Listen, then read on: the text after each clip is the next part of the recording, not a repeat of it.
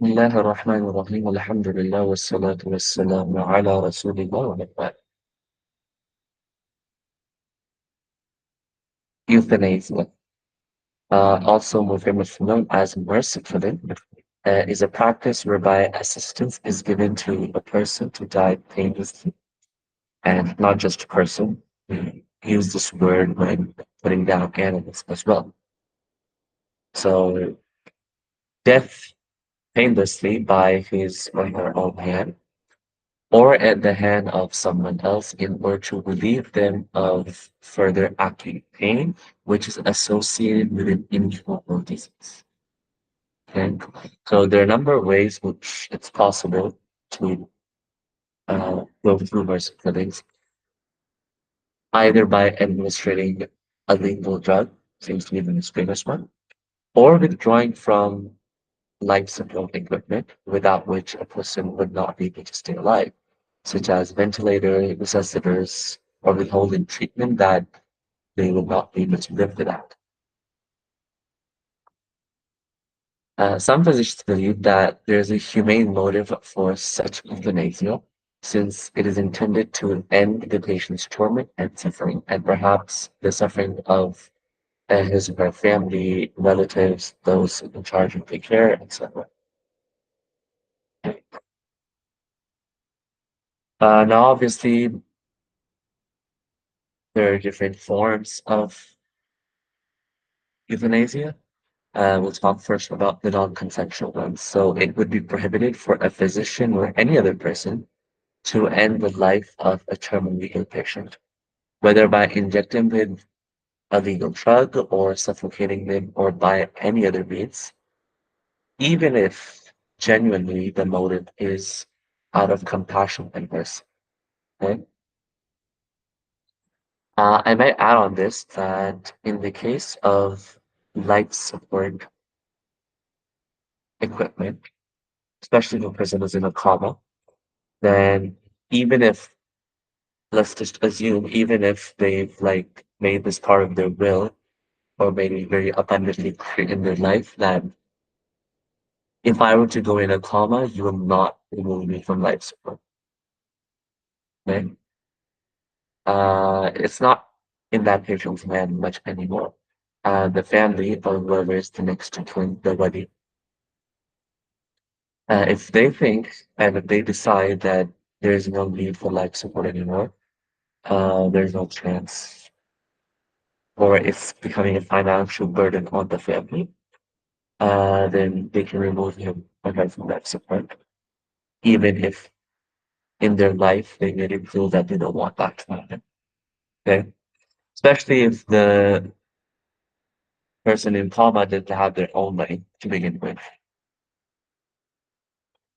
and then obviously you're not obliged to spend on a person whose treatment might not be expected or hoped for. So other than this small U-turn, it would normally be prohibited for non-consensual mercy killings. Uh, and in such a case, the perpetrator is liable for worldly legal punishment. Okay?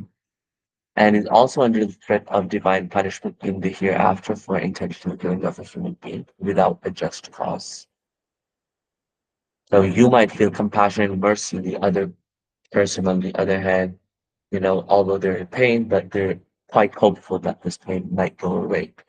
So your humane motivations uh, are just your selfish desires when you can't act upon them.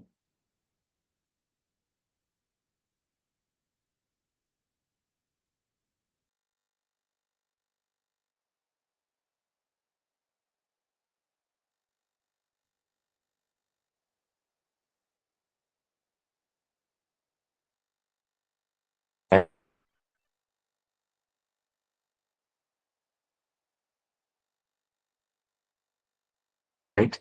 Because the pretext of mercy has no grounds in Sharia. Just saying that person just because they're immature or there's a fear that they might abuse their rights. The China does not give me permission to do that. Right, now let's look at some evidence from legal texts. In the Quran, Allah subhanahu wa ta'ala mentions, وَلَا تَقْتُلُوا النَّفْسَ الَّتِي حَرَّمَ اللَّهُ إِلَّا بِالْحَقِّ. And do not kill the soul which Allah has forbidden except by right.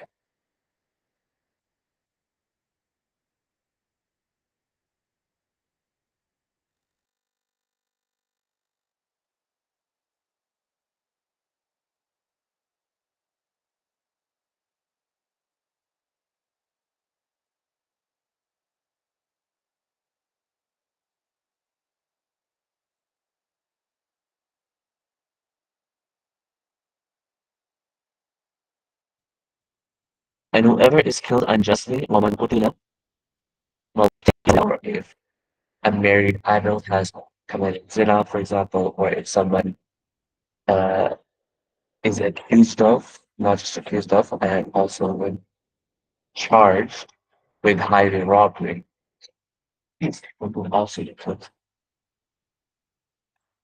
Allah subhanahu wa ta'ala elsewhere says, and never is it for a believer to kill a believer except by mistake, but whoever kills a believer intentionally, وَمَنْ قَتَلَ مُؤْمِنًا مُتَعَمِّدًا. So Allah subhanahu wa ta'ala mentions 5 punishments for such a person. فَجَزَاؤُهُ جَهَنَّمْ. His recompense is hell. Number 1, wherein he will abide. Number 2, eternally. Number 3, and Allah has become angry with this person. Actually, this is number 3. And has cursed him. Number 4, and has prepared for him a great punishment. Right? This is punishment number 5. Right? So that's why some people want to say that the biggest sin after shirk billah is to murder someone. Because Allah subhanahu wa ta'ala mentions 5 punishments for such a person.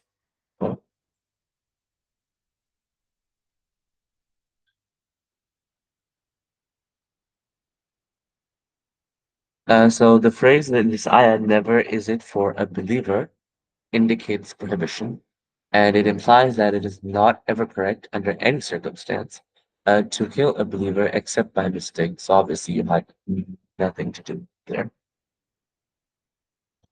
And that if he intentionally does so, then he falls under the severe threat of punishment mentioned in the verse.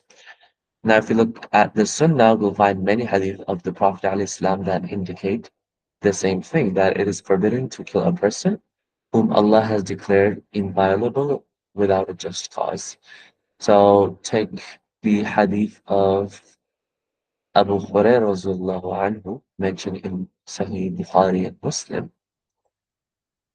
that the Prophet ﷺ said, avoid the 7 ruinous sin. اتبقوا سبع الموبقات. So mubiqat, its literal translation is something that kills and destroys. And so basically 7 sins that are completely going to destroy a person. In terms of their a'mal, it's going to wipe off their a'mal. In terms of their spiritual development, it's going to blacken their hearts. Okay? In terms of maybe tawfiq, Allah subhanahu wa ta'ala might take away the tawfiq of good deeds or even iman in some cases when a person commits this sin. So 7 sin the Prophet Islam mentions in this particular hadith. Elsewhere he mentioned other sins that are mubiqat as well. So and this is the way to study the hadith, right? If you look at a hadith in which the Prophet Islam, is mentioning certain things, he says that these are 7 things or 3 things or 5 things. It is not directly necessary that these are the only things. So this hadith doesn't mean that these are the only 7 mubiqat. ruinous sins. There could be others that he mentioned elsewhere, or maybe some that he didn't mention, but Allah subhanahu wa ta'ala himself had mentioned. Okay? So what are those things? So he was asked, Ya Rasulullah, what are they? To which he replied, number one, associating with Allah subhanahu wa ta'ala, anyone or anything in the worship of Allah subhanahu wa ta'ala, or not even if you worship in the uluhiyah of Allah subhanahu wa ta'ala. So just the belief that someone else is God or has powers like God, even if you don't worship them, and that will also be shirk with that. Number two, a sihr, sorcery. Number three, killing someone whom Allah has declared inviolable without a just cause. Number four, consuming the property of an orphan. Number five, consuming riba. Number six, fleeing from the battlefield. Number seven, falsely accusing chaste unaware believing women of zina. So these are seven really big great sins. And another hadith mentioned in Sahih Bukhari, Abdullah ibn Umar Rasulullah anhuma reports that Rasulullah sallallahu alaihi wasallam said, a Muslim remains in the latitude concerning his religion as long as he does not take a life unjustly. So this is a pretty text-based dictionary translation of the word as-sa'. So the hadith is basically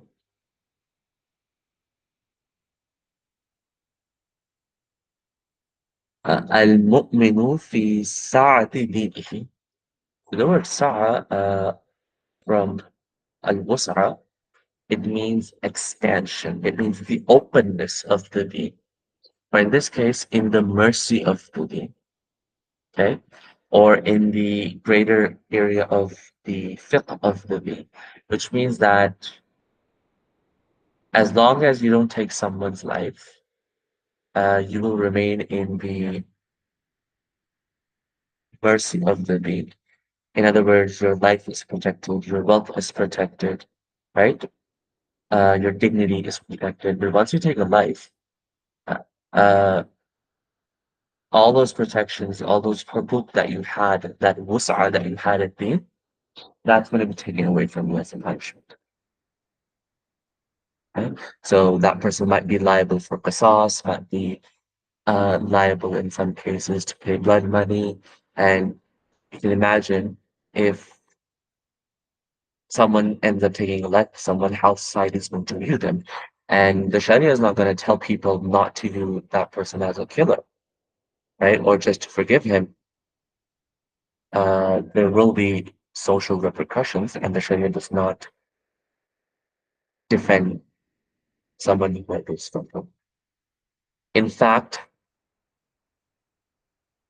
the ulama have unanimously agreed upon that every sin can be forgiven, but there is a disagreement in homicide and murder, in which there is an ikhtilaf between the ulama whether or not this is a sin which can be forgiven.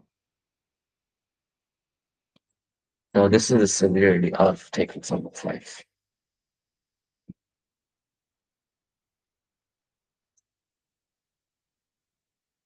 On that note, I would like to add that taking someone's life in the literal sense of the word, making them non-existent, that is what it is, as we mentioned. Something along the same lines, not as severe, uh, is, for example, character assassination, in which you go after a person in such a manner that it's impossible or becomes very difficult for them to function in society.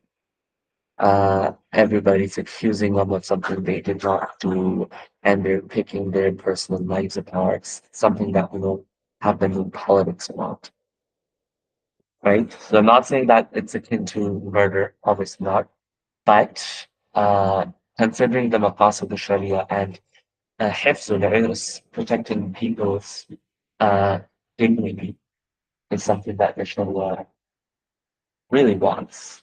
Uh, One might consider at a lower level that these punishments, except for qisas obviously, uh, might be incurred. So someone might incur the wrath of Allah subhanahu wa ta'ala and his la'an if maybe they're going after a person's parents, so character assassination. Allah A'lam as well. So that's also something uh, worth abstaining from a social killing of a person. Okay? So I looked at the divine text to see why or how murder is forbidden. Then obviously we have the ijma as well. Ibn Qudama, he mentions that Muslims are unanimous in prohibiting the killing of a person without a just cause based on the Quran and Sunnah and ijma. Al-Qaraf reported ijma specifically on the prohibition of killing a sick person in acute pain, even if the objective is to relieve him of the pain of the illness. So it's a very old masala, which has been discussed by the fuqaha as well. And before we look at the higher objectives of the Sharia, so among those higher objectives is the preservation of life and also blocking any means that lead to the loss of life. Right? Then the pretext of intending mercy is not taken into consideration in Islamic law, as mentioned in the three examples. Now, if something like this was to be acceptable uh, as something to justify killing or as a mitigating factor, and then this will become a slippery slope of sorts, right?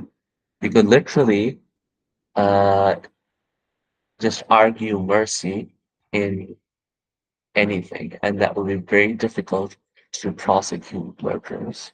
Okay, so contemporary scholars and jurists under the fiqh councils and fatwa bodies in various Islamic countries have declared the prohibition and criminality of such misdeeds, a non-consensual ones. Now we're going to talk about consensual euthanasia. So it is prohibited for anyone, whether sick or not, to consent or to approve of something someone else ending their life. Such permission does not confer any right on that person, and if the killing occurs, all the parties are sinful. This is because the soul is sacred and it becomes violable only by legal and just causes prescribed by Sharia, and permission is not one of these causes. This also tells us that we are not owners of our soul and bodies. We are not owners of our own lives, right? Unlike in a capitalist individualist society where you're supposedly the owner of yourself, your body, your rights, your decisions.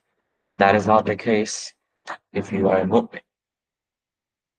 If you have given the Sharia divine authority or authority over you, then your life is no longer in your hands. You cannot do with it as you please. You must abide by what Allah subhanahu wa ta'ala has ordained. Right? So you can't agree to someone kill you. So second act is classified as killing without a just cause. So even if you give permission, it will still be murder. So, and as we discussed, it is unanimously prohibited. Similarly, the patient does not have the right to authorize anyone to undertake any Islamically prohibited act because the human body belongs to Allah subhanahu wa ta'ala. وَلِلَّهِ مَا فِي السَّمَاوَاتِ وَمَا فِي الْأَرْضِ وَمَا بَيْنَهُمَا. To Allah belongs the domain of the heavens and earth and whatever is within them. Okay?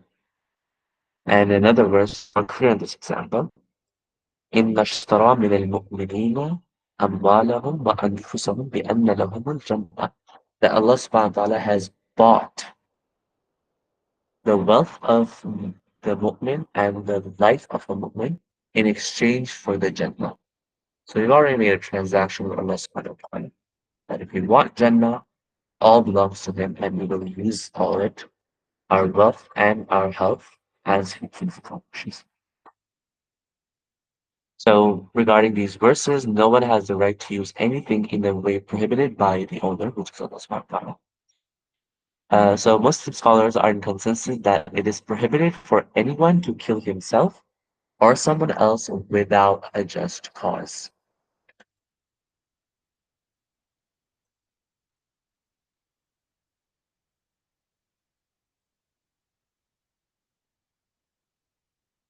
And similarly, it is prohibited for anyone to cut off any organ or limb of his or her body without a legitimate reason. Ibn al-Qayyim rahimahullah, says it is not permissible to have the audacity to sever a limb or an organ that Allah and His Messenger did not order or obligate to be severed. For example, if a person giving permission for someone else to cut off his or her finger, this is impermissible, and the consent given does not exempt the person who commits the act of cutting it off from the sin or the worldly consequence.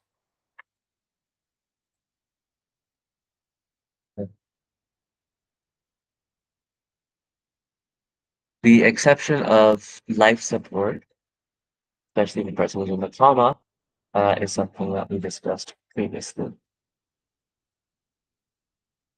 And if a person is not in coma, well, that remains in question. Can you still remove life support? Well, life support basically means that you're not living on your own. It's assisted existence. And the Sharia does not um, force you to live on or live by artificial means. So if by consent for a person not in coma, they choose to turn off the life support, I know that is something that is acceptable. Now let's talk about autopsies and dissections. The basic principle is that the human being possesses sanctity while they are alive or even after death. So it is not permissible to interfere with them or with the corpse in any way that causes harm. Physicians sometimes perform dissections of the human body after death for different reasons. The Islamic ruling on this depends on the motive of the procedure. The ahkam are as follows. Number one, if the purpose is to discover the cause of death, an autopsy, such as if it is feared that the person died from a contagious disease for which precautions would need to be taken to protect others, or if it is done when a crime is suspected, then this is permissible. For it achieves many interests in the domain of safety, justice, and protecting the community against infectious diseases. The evil of violating the sanctity of the corpse is outweighed by the resultant public welfare, regardless of whether the corpse belongs to a person who is inviolable or not. Number two, if the purpose of is to train physicians to become intimately familiar with human anatomy for the purposes of surgery, then according to the preferred view among the two views of the jurist, according to the authors of this book, then it is permissible with the corpses of viable persons only, except in cases of Sharia sanctioned necessity. Okay.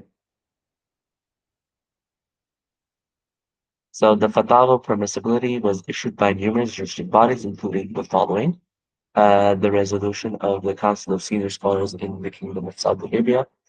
They said, in view of the fact that the Sharia aims to realize and maximize benefits and to dispel and minimize evils, and permits the lesser of two evils in order to avert the greater, and that when there is a conflict between two benefits, the greater benefit is chosen, and that dissecting animals does not dispense with the need to dissect human beings, and that There are many benefits that arise from human dissection, including scientific advancement in various medical fields. The Council deems it generally permissible to dissect a human corpse, that the Sharia's concern for the dignity of a Muslim or even a non-Muslim, while dead, is the same while they're alive, based on the hadith related by Ahmad Abu Dawud ibn Majah on the authority of Aisha radiallahu anha that the Prophet ﷺ said, breaking a deceased person's bone is akin to breaking it while he was alive. The fact that dissection involves demeaning the dignity of a dead person, and since there does not exist a necessity due to the availability of corpses of viable persons. The council holds that the physician should suffice with the dissection of such corpses and not interfere with the corpses of inviolable people, given that circumstances are such as we have mentioned. I'm going to add that inviolable persons are only just that the Sharia has allowed for them not to mutilate their bodies. Mutilation is another crime altogether. Uh, the reasons they have listed does not differentiate between a violable and an inviolable person. Okay, so this distinction to me does not seem appropriate. Allah Akbar. So what evidence are they using? Obviously, they're not using textual evidence because the textual evidence is very clear and is not differentiate. So they're using qiyas, and the analogy is applicable here in a couple of ways. So number one is that dissection is permissible. Okay. So generally dissection is permissible of animals. So by analogy to the permissibility of making an incision in the abdomen of a deceased pregnant woman to deliver a fetus that is likely to survive. So basically the original masala is that if a woman dies while she's pregnant, you are allowed to make an incision in her womb to remove the child if he's still alive. Basing on this masala, they're making the qiyas that dissection is in itself permissible. This is a very wrong analogy because the way analogy works is you take the original masala, then you see a masala that looks the same as it is and see the illah, the underlying cause in the first masala. Does this underlying cause also exist in the second masala? Okay, so that was what we call tahqiq al-mana, to see if the illah in both situations is the same.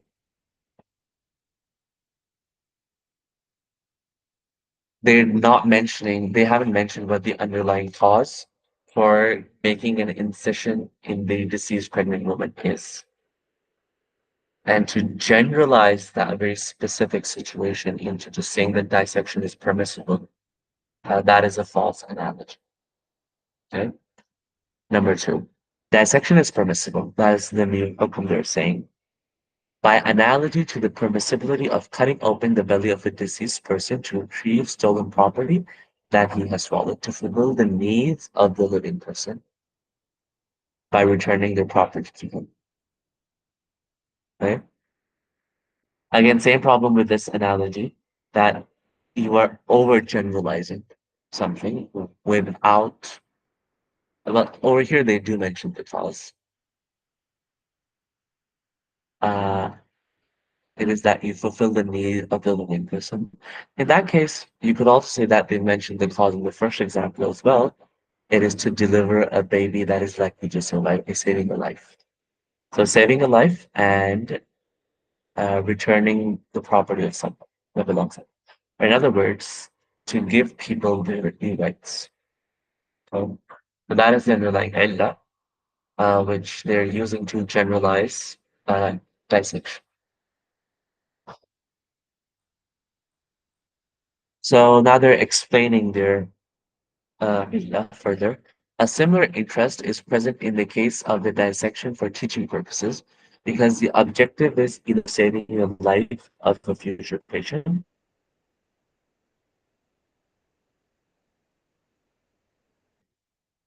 which is something essential, or relieving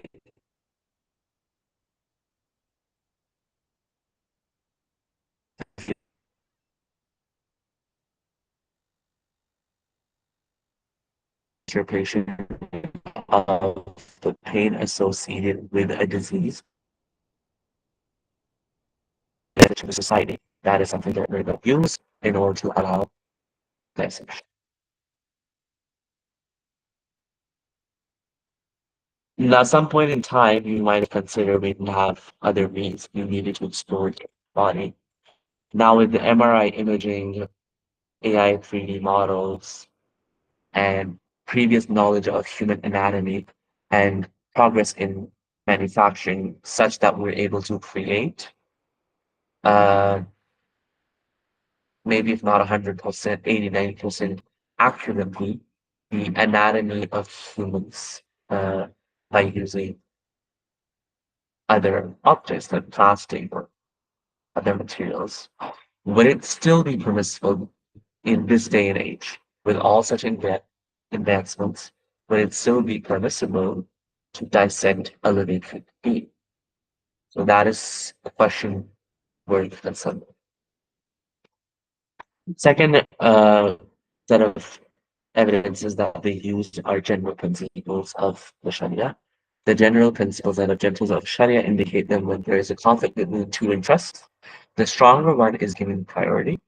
And when there's a conflict between two evils, which are inevitable, the lesser should be chosen. So engaging in dissection of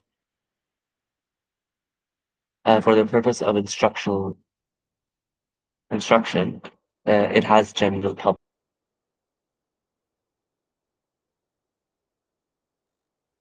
interest involved. And the resulting benefits accrue to the entire community. For the expertise thereby gained can be used to reduce the harmful effects of diseases from community members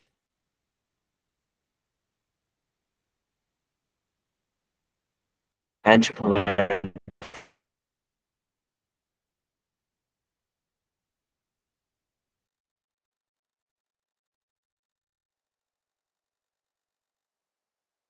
provide permission of Allah subhanahu. Again, same question that is posed Salah. Like they're mentioning themselves, can is only applied when there's no explicit text substantiating the practice, or that a text is right about an action. It doesn't talk about its permissibility or its prohibition. But in the case of dissection, this is akin to cutting up a human body, which is mutilation. We have texts which are clear that mutilation is prohibited. So maslaha mursala cannot be used uh, in this regard. Now, this is one of the problems of the maqasid approach to the Sharia. There are a lot of benefits to the maqasid al-Sharia approach in dealing with the Quran and Sunnah, right? On the same hand, it is a tool which is so abstract in nature that it can be misused.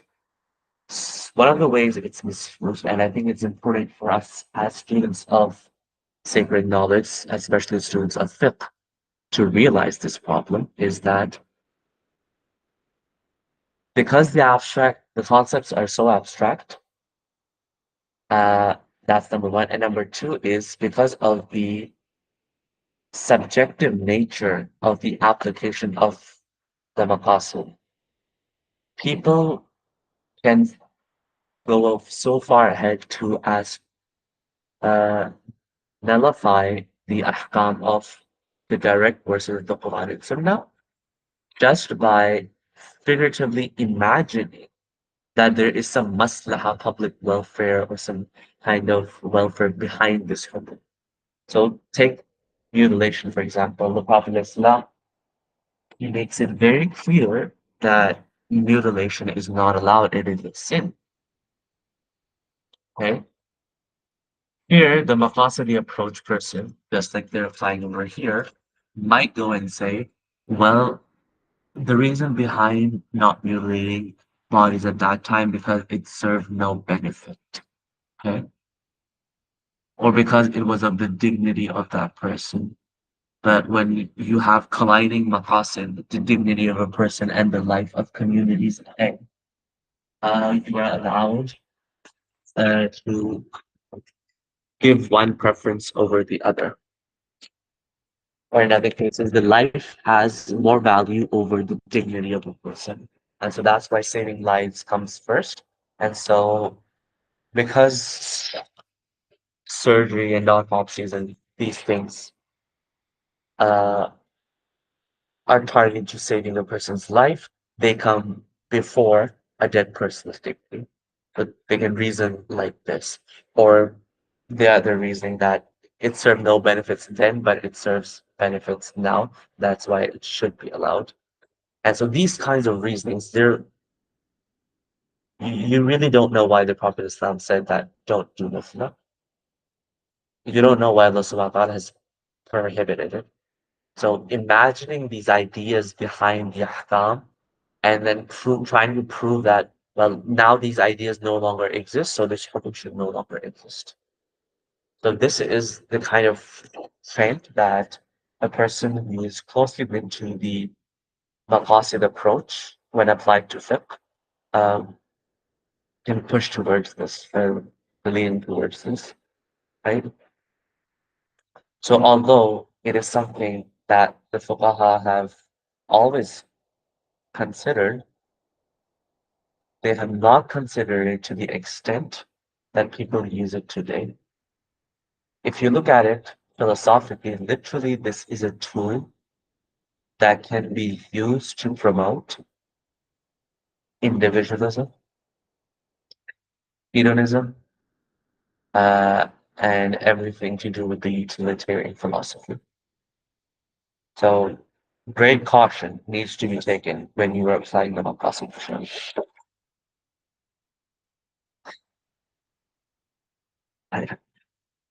To continue, on the other hand, the benefit of not engaging in such dissection is a private interest, the benefit of which is limited to the deceased person alone. So there's a conflict between two interests, and no doubt the stronger certain public interest must be given priority over the weaker private interest. Right? Again, here he's mentioning two different fiqh qawaid, but the way he's taking them into or making sense between them is something that a lot of the fuqaha will agree with.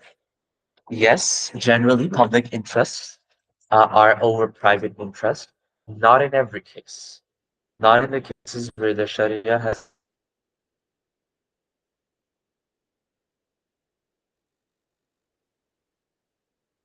specific rights to the person over the public.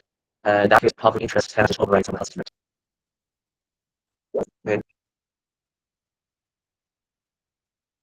As such dissection, uh, by their arguments for them is permissible because it results in saving lives and prevents the evil, or the evil is outweighed by the benefits that came from it. Then they're performing another maxim that without which an obligation is not fulfilled itself is an obligation. ما لا يتم الواجب إلا به فهو واجب. And using this qaida, they're saying it is necessary to learn surgery and other branches of medicine in order to meet the community's need for these beneficial sciences. This cannot be achieved fully without engaging in dissection, whereby surgeons can have practical understanding of the theoretical sciences. And therefore, such dissection is permissible based on the fifth maxim that without that which an obligation cannot be fulfilled in itself is an obligation.